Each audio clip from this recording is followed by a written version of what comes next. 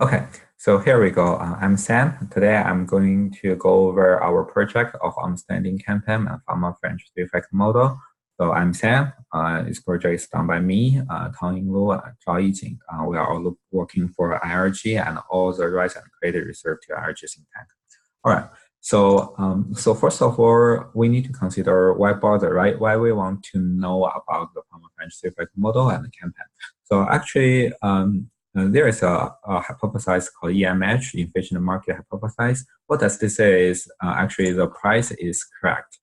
The price of a stock market, for example, reflects all the information of that stock. So that's what does EMH suggest. By the way, these assumptions just for education purpose, I put them over here. If you are interested, you can read them. But if you are not interested, it's okay, and I will just ignore this because for the time saving for this video. So for next time, every time I skip something, you can just go over and review it by yourself. All right. So the next point I want to raise is people are rational or irrational. So for most of the economic models and financial models, we all assume people are rational. But we are human. We have emotions. Then sometimes we can be irrational.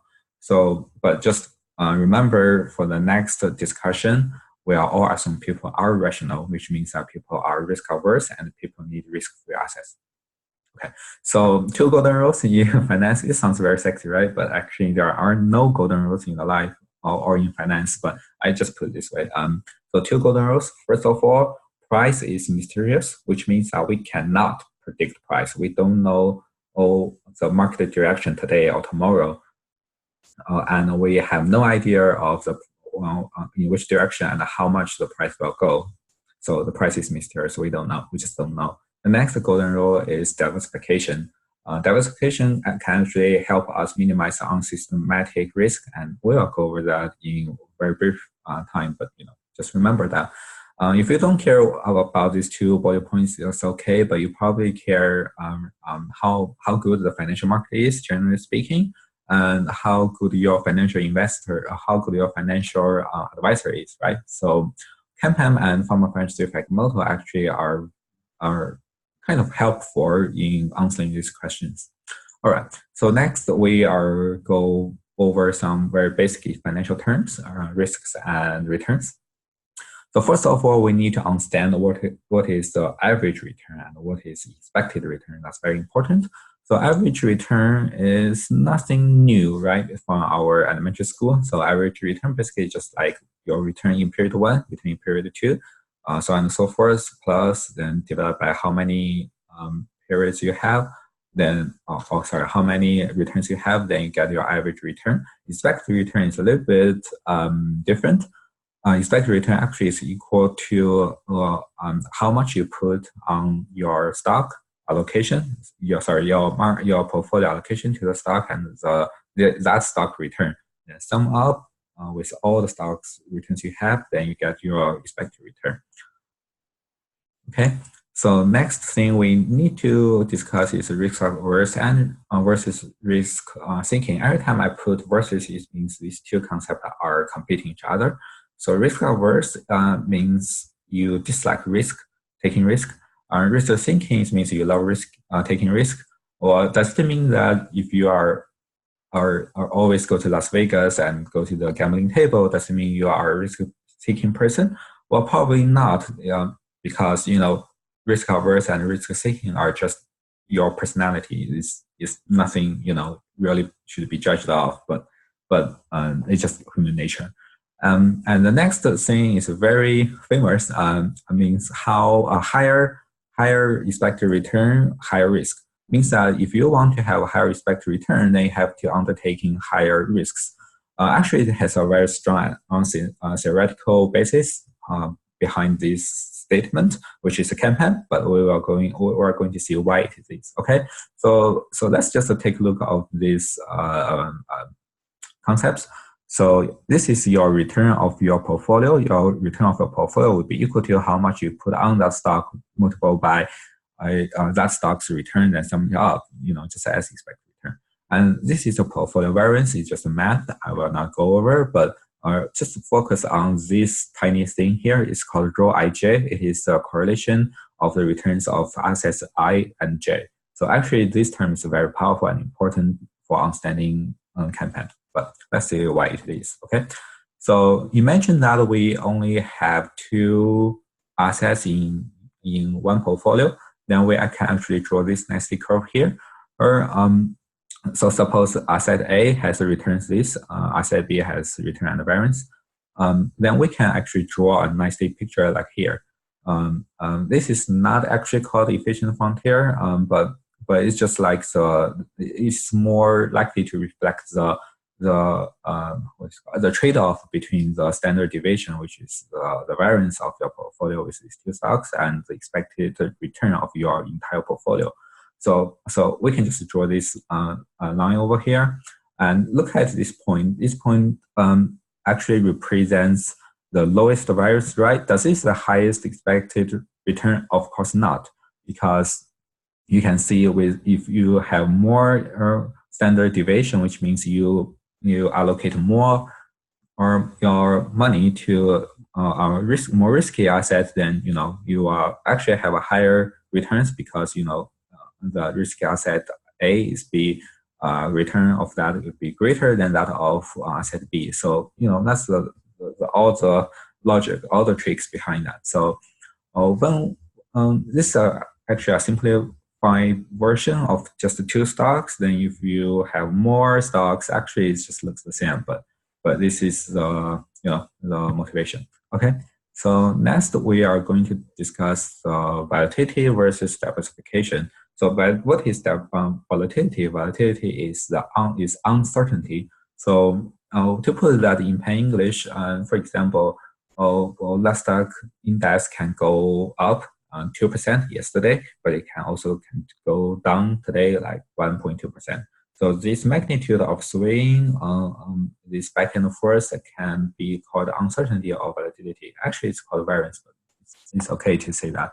Diversification is, do you remember the rho I just point out here between two assets? If this rho is negative, even though it's not perfect negative correlation, which means -1, we can also take advantage of this negative correlation between two assets to lower our variance here, because you can see if this term is lower, it's negative, and it's bigger, then if you are actually minus this term, then this portfolio variance will be lower, right? So that's the intuition behind it. So we can take a nice picture here. So it means the diversification reduces the portfolio volatility. This nasty curve shows if you have more securities in your portfolio or more stocks in your portfolio, the portfolio standard deviation can actually go down because many stocks may be negatively correlated. So that's why it helps minimize the volatility here. Or actually, we can just go next topic of the systematic risk and unsystematic risk. This is a picture a little bit complicated, but if you dislike taking a look at this, we can just focus on this one because that's more straightforward using this picture. So we can see as the number of security increase, this line is a convex decreasing curve. This from 20% to like approximately 3%. Here they are called systematic risk. It's because these risks are standard deviation, in principle can be eliminated by more securities you put in your portfolio. But you can see this kind of like 3% here is how many securities you add in your portfolio, you cannot eliminate these extra risks, and they are called unsystematic risks. This unsystematic risk is just the risk itself. Means that it's just a risk of the market or the industry. You can do nothing with it. So just accept it. Then next is the beta, the definition of beta and portfolio beta. Beta and alpha is probably very famous in asset pricing because everybody's talking about that. They are talking about alpha factor, beta factor. But put that simple before we go discuss about that. Put that simple, alpha is stock itself or the PM, your portfolio manager.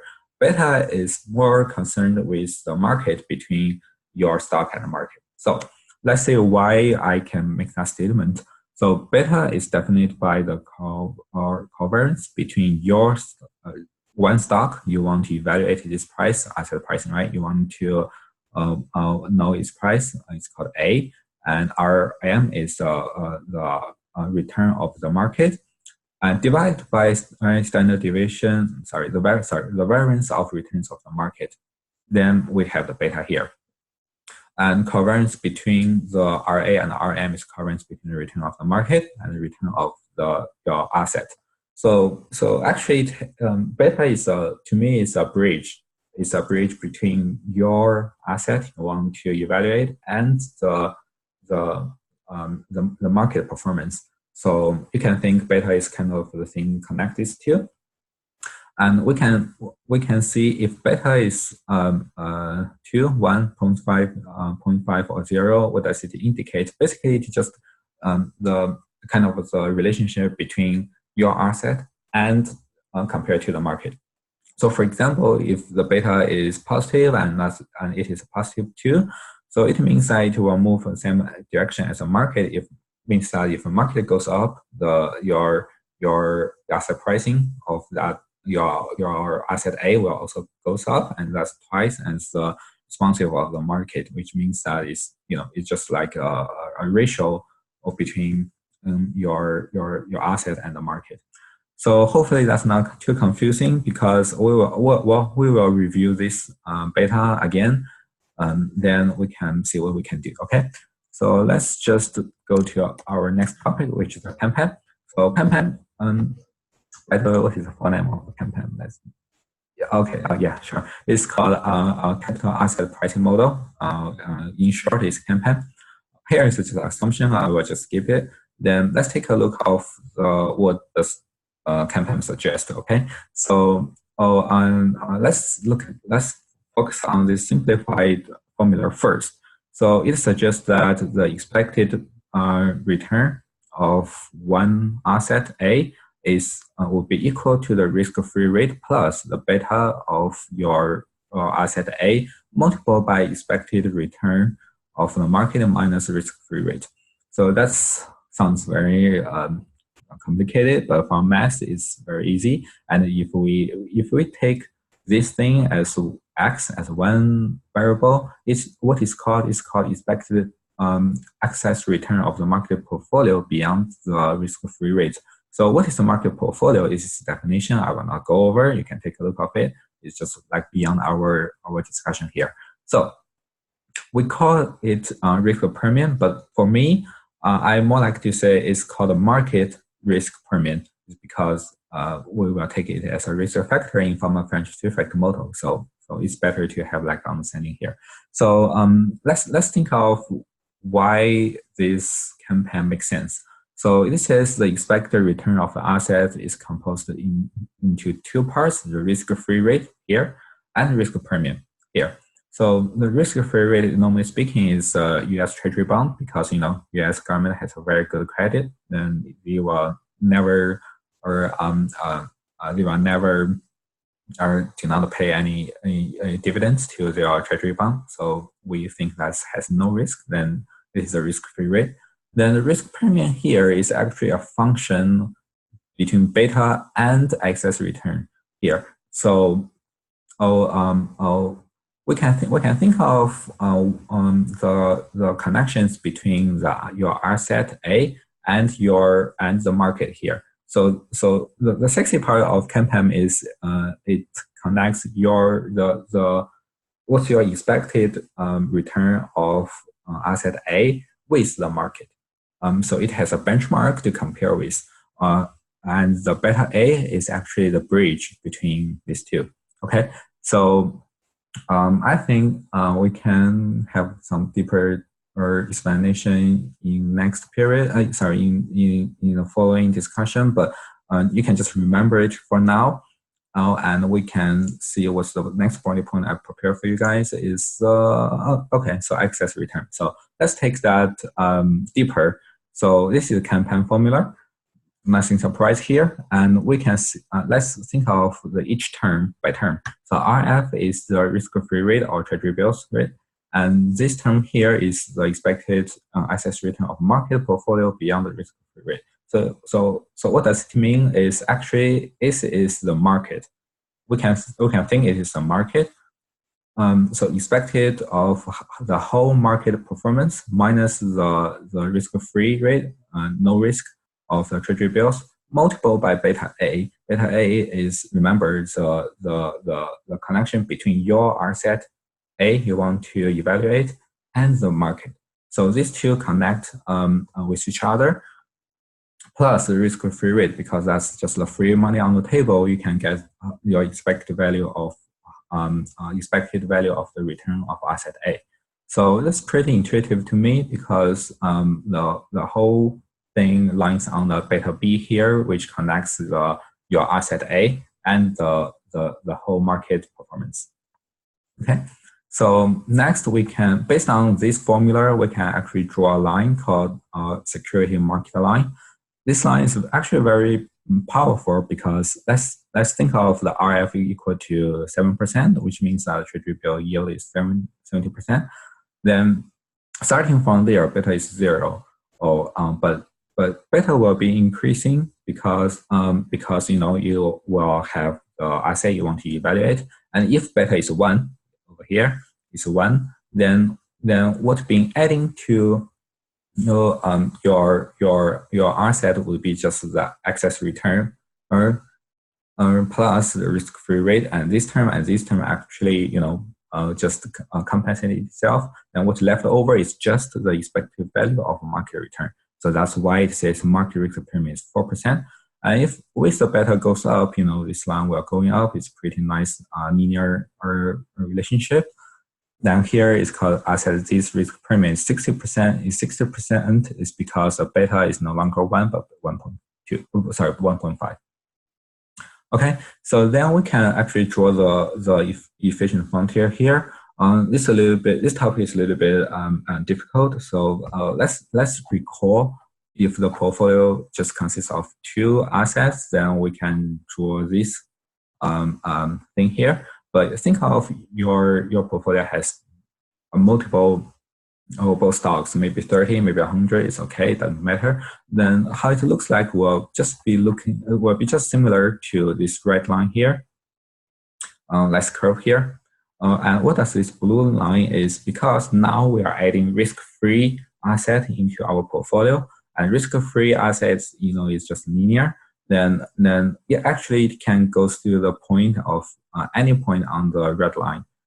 By the way, just to add that, the red line is the optimal choice of the risky asset. So all the points on this line are the optimal choice with only risky asset. Now we are adding the risk-free asset here. So how can we get from here to here? It's actually just an allocation between the risk-free asset and the risky asset. So that's why we can connect to this point, connect to this point, connect to this point.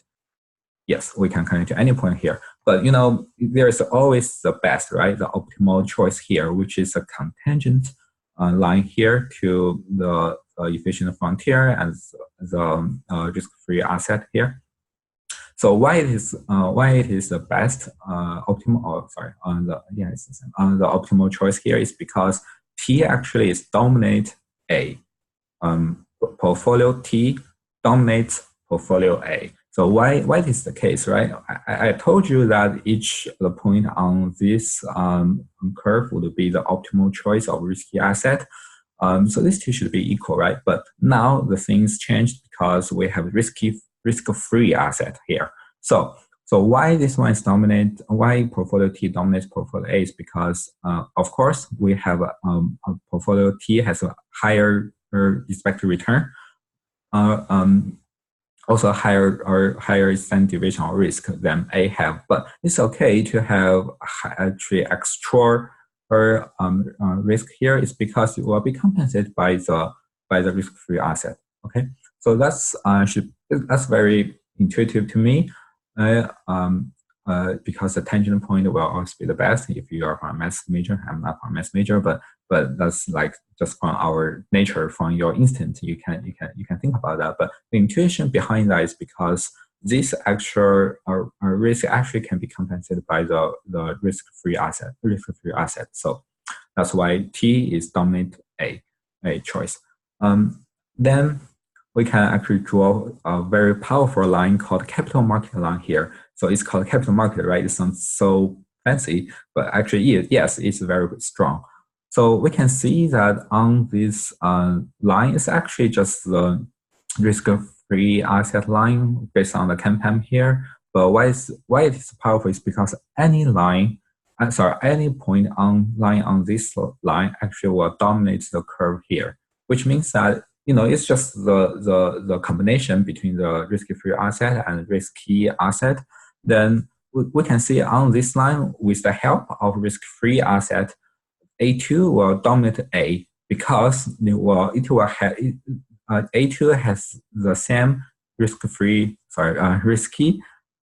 Let's do it again. So A2 portfolio has the same risk level as A does, but it has a higher expected return. Yes. B2 also dominates B for the same reason. It has a higher expected return on the same level of the risky level as B does, but it has higher expected return. So B2 dominates B. But A2, B2, T, which one is the best or which one is optimal is still T, because if anything under or anything higher, we can actually we can prove that either it's allocated too much to the risk-free asset or it allocates too low to the risk-free asset. So ultimately, portfolio T is the best choice. For more proof in math, I won't do that. This video just for you to understand CAPM. So I'm from a French three-factor model, so I won't go too much deeper. Yeah. All right. So next topic is the alpha and beta. We are kind of just adding one term here, or after the CAPM. So CAPM original formula is this. It doesn't have the alpha here, but we're adding alpha here. Which means that other than if this is our SML, security market line, did I introduce? Yes, I did. So this is the original SML here, but someday you find that your expected return actually is higher than this line, then you feel good because it's actually the alpha is adding value from your portfolio from manager, which means that your portfolio manager or financial advisor give you more, or than it should be. So that's the intuitively how to understand alpha. Then here's the use. Then we can apply CAPM, which is the regression analysis, which means that we can just move the risk-free asset to here. So RA minus RF as Y and equal to alpha plus beta A multiplied by RM return of the market minus risk-free asset. So now we actually have a regression model here. We can treat this excess market return as X and this as Y. This as Y. So then we can actually draw this linear regression here by saying that, okay, so beta is the slope of this regression line. Alpha is the intercept of the excess return, which means that it's the adding value of your portfolio manager. So if the alpha is 0, which means that your portfolio manager does not bring any extra money to you, your portfolio just do as well as it should be, but nothing more. But if the alpha is greater than 0, then it means that your PM, okay, do something, they do some research, and they do bring you they do bring you extra money. Okay. So CAPM is actually very powerful, but CAPM also have its weakness, as all theories and models have does. Then the weakness of CAPM, as suggested by the understanding paper, is actually, if we do the linear regression, then R square is equal to 0.58. It's still not bad, right? So which means that the variance has been explained by its model is 85%, still remaining 15% to be unexplained. Um, 95% is usually being like an acceptable threshold. If anything is greater than 95 within, the theory and model is relatively good. But, CAPM is not as good as our expected. So we want something better. And we probably have some other predictive factors than just market, because now this is just a one factor, which is a market risk, right? Market risk premium. But there might be some other things will influence asset pricing. So for example, so what are those other potential factors? Maybe the stability of that firm, like we can have ESG score or to evaluate like the inner management of the company. Maybe this stock is favored by Wall Street or other big financial institutions, then they are generally considered as good. Or maybe my uncle brings some inside information of a company saying that that company will reorganize and has like the government coming in, then sounds very promising, its stock price will going up. Then this also can be other factors to often to affect the asset pricing. All right. So on CAPM, if you can think about that, it's just one factor. So now we are moved to the three-factor model, promoted by Fama-French. It's pretty old, but it's still very powerful in 1993. So I want to talk something about the context of the Fama-French 3 model because it's very important. In China, we call that multi-factor or asset pricing model.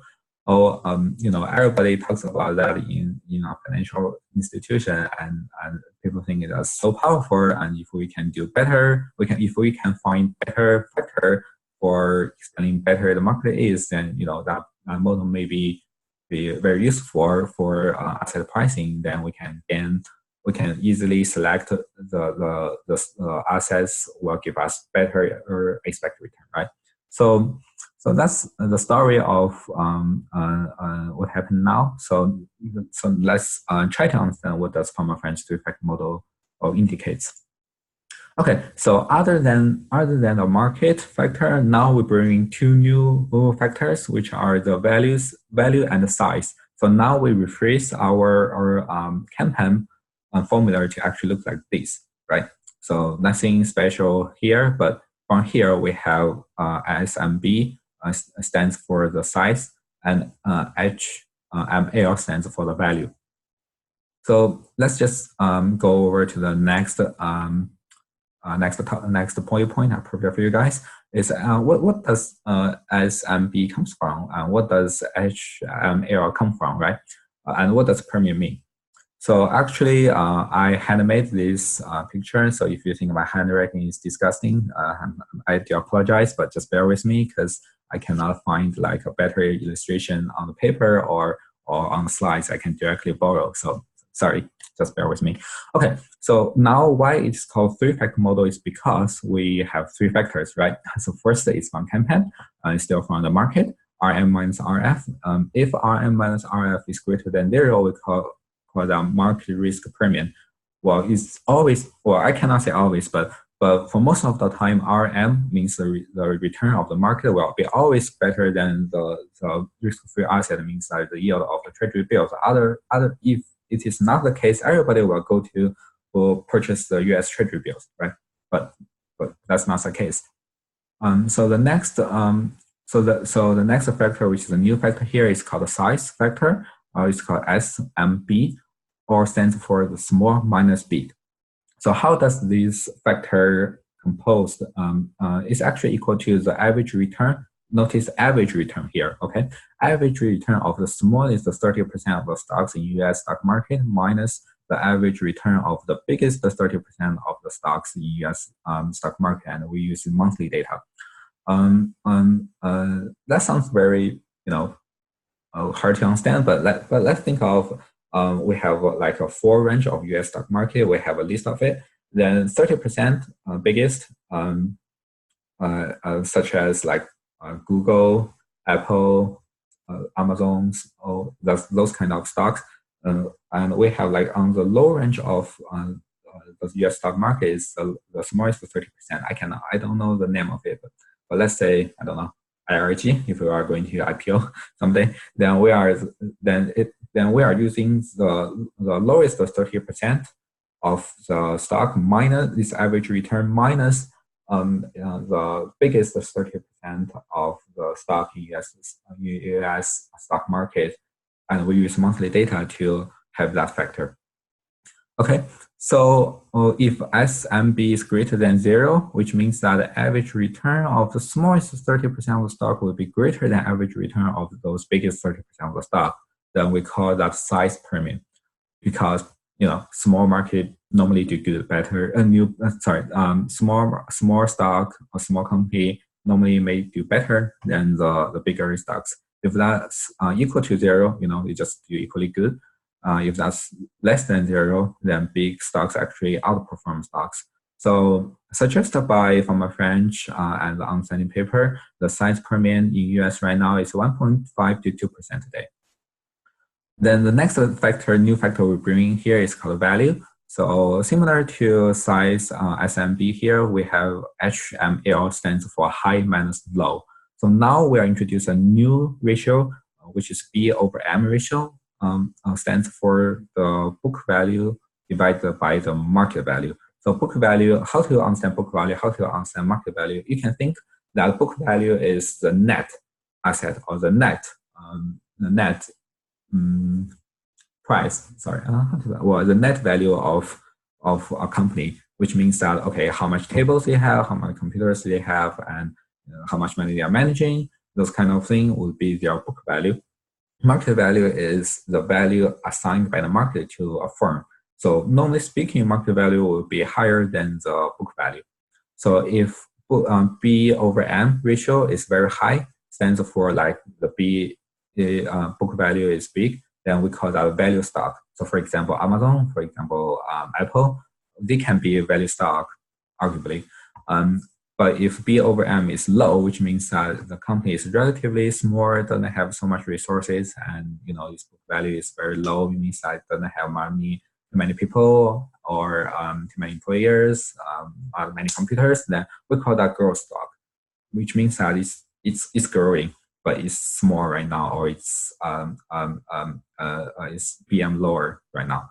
So HLM stands for high minus low, which means that the average return of 50 stocks in US stock market with highest BM ratio minus the average return of the 50% stocks in US stock market with lowest BM ratio, right? Same thing, we have a four range. We use the average return of the lowest 50% of the stocks with highest BM ratio minus the lowest. So then we can have this factor called HML. So if HML is greater than 0, it stands for that the performance of those value stock means that like Amazon will be outperforms that of growth stock, and we call that value premium. So do you trust in a company just go public in 1 year, or you trust some company for 10 years and its BM ratio is very high, it has more resources, have more potential to grow, to earn profit? You probably trust the later, right? You probably trust Google or Apple than something like Keys you never heard about. So that's the intuitive behind the value premium. So same thing here, if that's equal to 0, then they do equally good. If that's less than 0, which means that growth stock will outperform or value stocks. Well, it still happens, but just casually, not frequently. Okay, so I think I go over here. Then the same thing as we discussing the CAPM, we can use a regression analysis to CAPM. Then we can do the same thing to Fama-French effect model. Then just to review our slides here. So let's review the Fama-French three-factor model formula here. We just move the RF to the other side. Same thing as we did for the CAPM. Then we have this regression analysis for Fama-French effect model. Alpha, the same story. Same story here. Unfortunately, I cannot find a picture for our Fama-French effect model in regression, but let's just use our brain to think. This is I borrowed from the CAPM, but actually the same story here. We can also say the x-axis, the y-axis is the excess portfolio return, or RA minus RF. Alpha is still the adding money from adding value from your PM, but now we have three factors, right? We have the market, we have the size, and we have the value. So it's still a linear relationship, but it has relation with three different factors.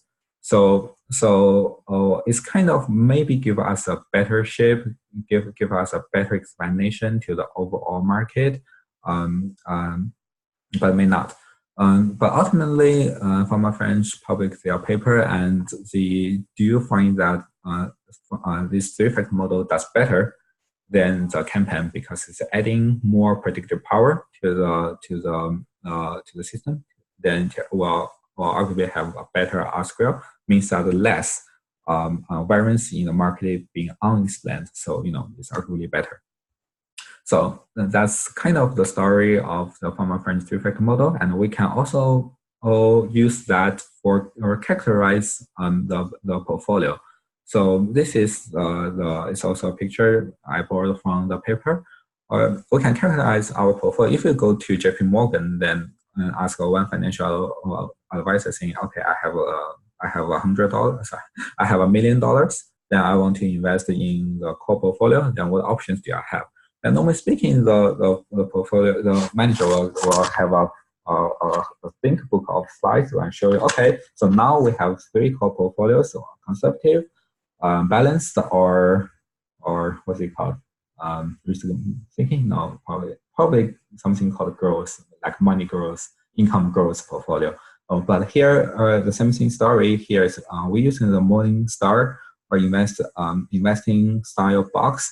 Actually, we can use a Fama-French three-factor model to characterize our portfolio. So, for example, what's the riskiest plan we have is we invest in very small, means we invest in very growth stock, and we also invest in some the value of it is still very low and the size is small. The size is small and the value is low, so which stands for this square here. Small indicates the size, and the value is low means the BM is low, right? B over M ratio is low. So actually, this as the color indicates here is the highest risk. Then we can. So what's arguably the most safe? Sorry, the safest choice here is we choose very big firm, and its value is very high. So the size is large, big, top 5%, and it is not a value stock, but a growth stock, right? Yeah, I'm just going to check here.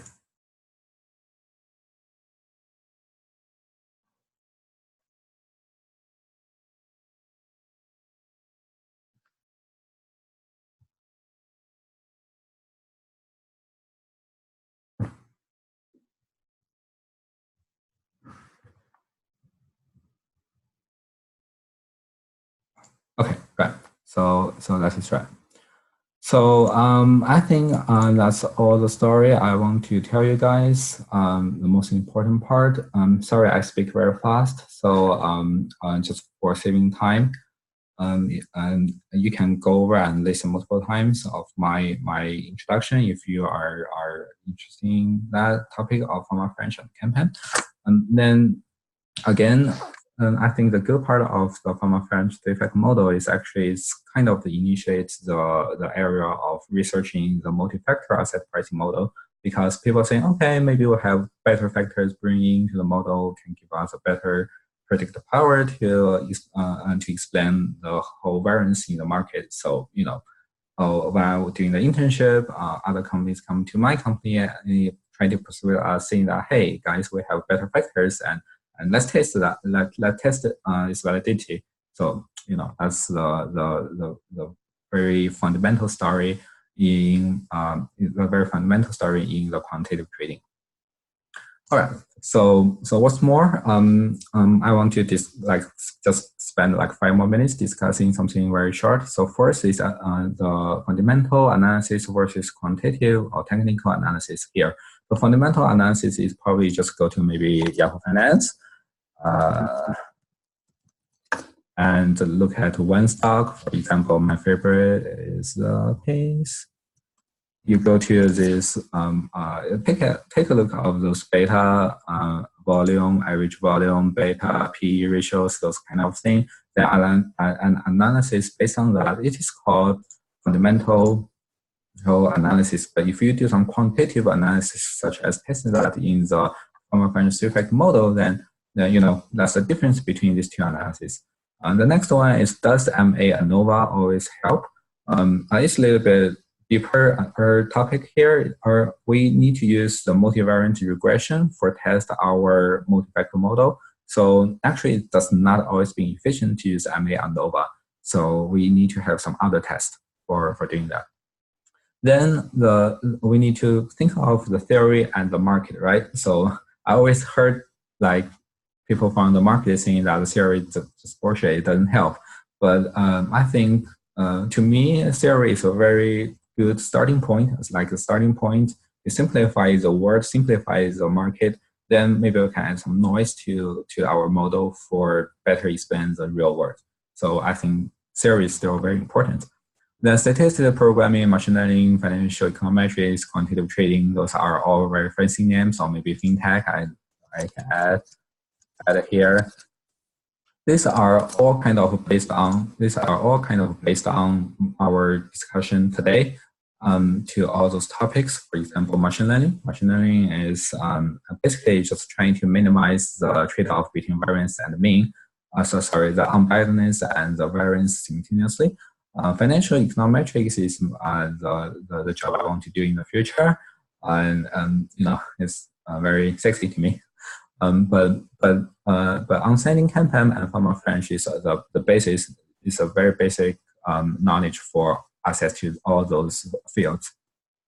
Then you know, is how I view the world. I view the world from the politics at the very top, you know, Trump, and economics, maybe federal funds reserve, finance, like what we're doing every day, trade stocks. Then next is a business, like we have the company for doing business, and then they are all part of finance. Then to be you and me, we are the household, right? So that's kind of how I treat the layer of the real world. Then we have something new here, is a Fama-French 5-factor model posted in 1214. It's my favorite. Actually, it's add 2 more factors here, other than the 3 factors of market size value. Fama-French bring 2 new factors, which are the profitability and investment pattern. So, you know, it's like 20, 30 pages research paper. I just finished reading it. Maybe I have time, I can also go over that. Right. So next is a reference of this project. I want to special thank you to my professor in NYU, Professor Bruce McNevin. I borrow pictures from his slides, and I really want to special thank you to the professor. Okay, thank you guys. I hope you find this video helps. Found you well. Learning finance, that's interesting.